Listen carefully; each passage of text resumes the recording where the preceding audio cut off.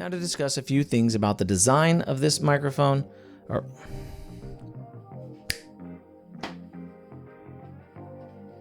these are headsets, guys.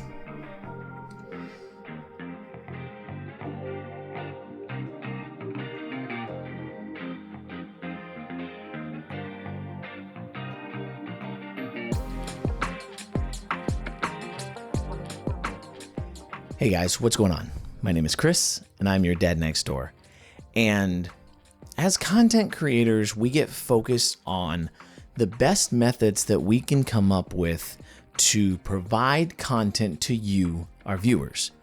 And sometimes we need to step back and think about how we can help you, the viewer, be able to consume the content that we're trying to provide in the best way possible. One of the biggest things with YouTube and other video type content is also the quality of the audio that you're able to hear. So those of you who are listening on cell phones, with open speakers, or on a cheap pair of earbuds or something like that, you may not get the best audio quality out of what these microphones or these other tests that we provide are able to actually give you. That is where studio headphones and the like fall into play. So thinking of this, I wanted to take an opportunity to start reviewing some low-cost, entry-level studio headphones for the viewers to be able to enjoy content in the best way possible. And enter today's candidate. The first in our low-cost studio headphone review process is the Maono AU-MH601. I'll never understand Maono's naming process, but since their microphone did so well for us in the past, I wanted to give the company an opportunity to get their name out here and have a chance to see exactly how these work. At the time of review, these headphones were running about $45 on Amazon, with a coupon here and there that had different prices depending on the sellers. By the way, before we get too far into this video here today, I just want to say two things really fast. Nathan, thank you so much for letting me borrow your RE320 so I could conclude this review or do this review, and I promise I'll have a full review of this microphone for you in the very near future. Stay tuned for that. Additionally, for those new viewers to the channel, I do stream on Twitch Tuesdays, Wednesdays, and Thursdays during the week where we do live commentary, questions, feedback, information about streaming, tech culture, all kinds of stuff like that. If you're interested, please take a look there. Links to all of my social profiles will be down in the description of the video. Let's get back to the headphones now. Now, I will admit that I am stepping a little out of my comfort zone with this review, as my prior experience with headphones was typically the gaming style class, these HyperX style or something along that line.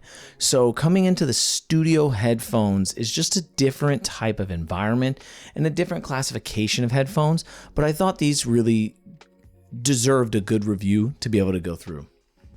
First thing we can talk about is what do you actually get in the box with these? You end up with these headphones, which I'm really happy that the cord is detachable. I just like when you're trying to travel with them or something, you can detach the cords out of these. And you get a coiled cable here to hook up to either a mixer or a hi-fi stereo.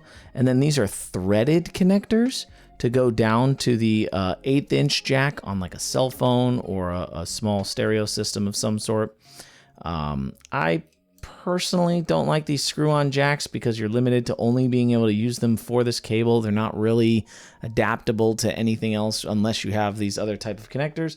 And I'm not a huge fan of this coiled cable. These to me are just bulky and they kind of get in the way when you're trying to use them or hook them up to the mixer and stuff. So I won't be using this cable today, but I didn't notice any differences in audio quality when I use that between my other cables that I have available to me. Now, a few things to talk about. The design of these headphones is that the ear cups do have a 360-degree rotation on both sides, and then they can turn up to about 90 degrees one direction to turn them off ear if you're just trying to hold them and listen to them versus actually putting them on. More of like DJs do that quite often and things like that, where they don't want to actually slip the headphones completely on, but they just want to be able to listen to one ear at a time or something. The headband does adjust quite a bit of a range. It's definitely way bigger than my head is. This goes up to, each side is numbered 1 to 7, and I only click them out like 2 on each side to keep them on my head pretty snug.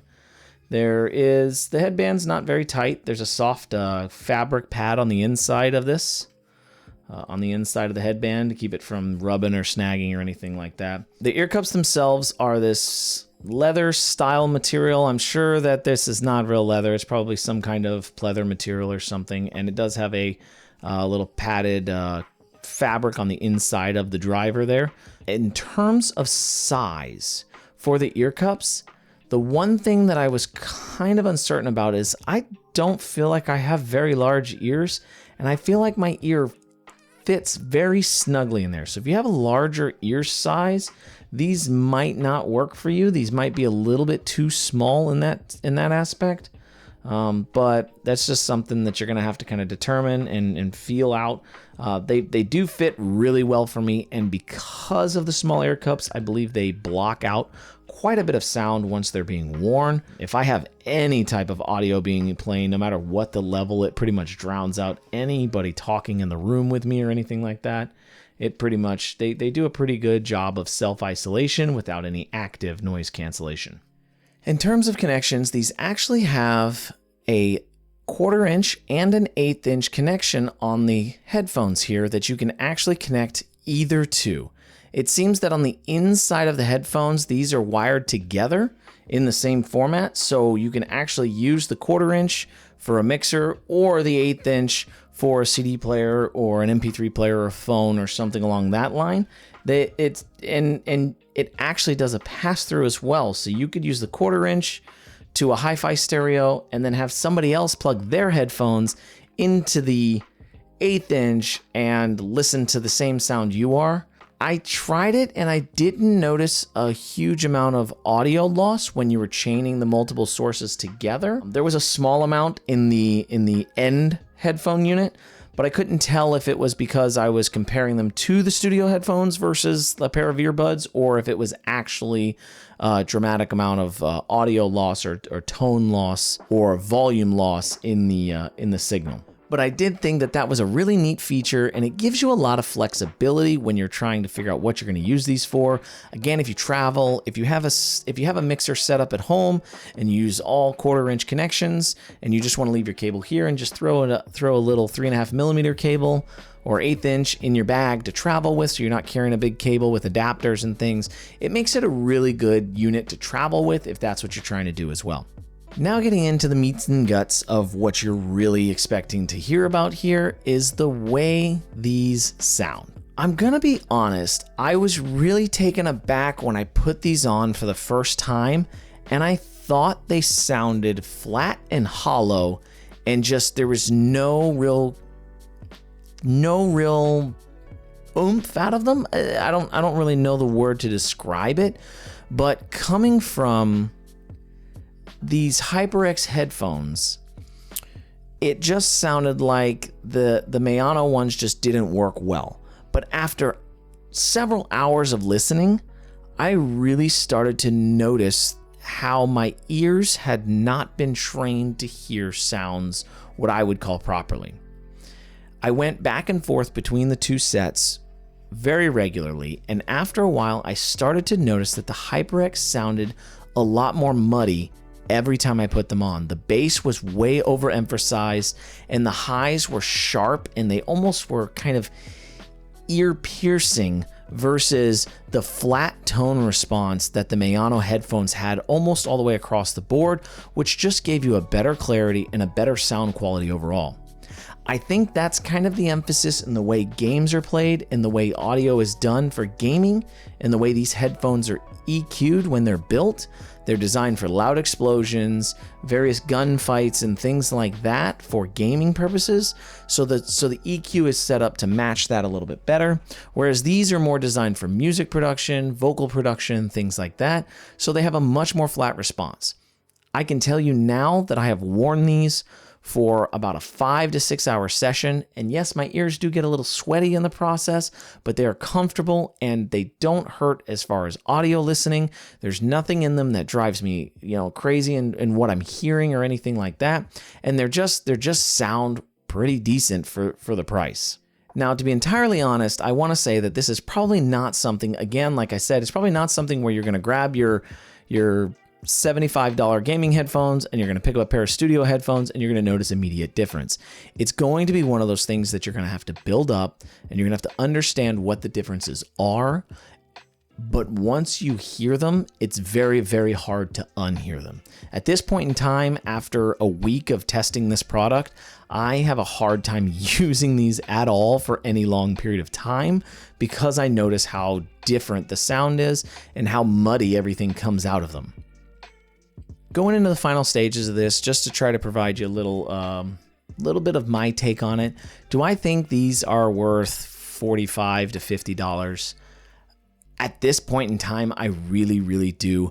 I don't have a lot of background to say what compares to other studio headphones, but considering that these were $70 and these were $50, I could say that the $50 ones, to me at this point in time, sound substantially better in the long run, and they just provide a better listening experience if you're doing music, movies, or anything along that line. If you're going with gaming, you could probably stick with these and never have an issue. But again, if you're doing long listening periods or anything like that, these Maono headphones are going to be a great entry-level piece for you to start with, and they're just going to work well with you in the long run. I would love to have the opportunity in the future to step this up and do a couple more reviews on these different styles and models and manufacturers to see what the differences are and do some comparisons there. That way I have an opportunity to really give a great comparison between the different products.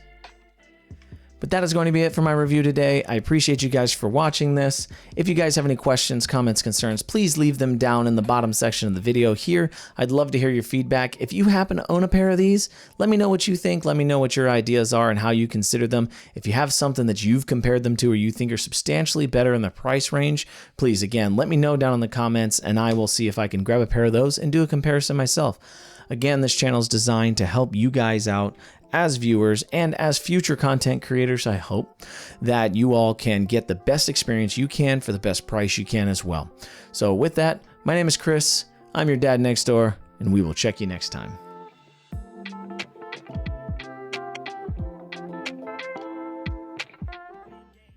Oh yeah, when he's doing like the thing in the street.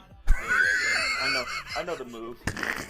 Oh, look at those hands! Yes, I love it.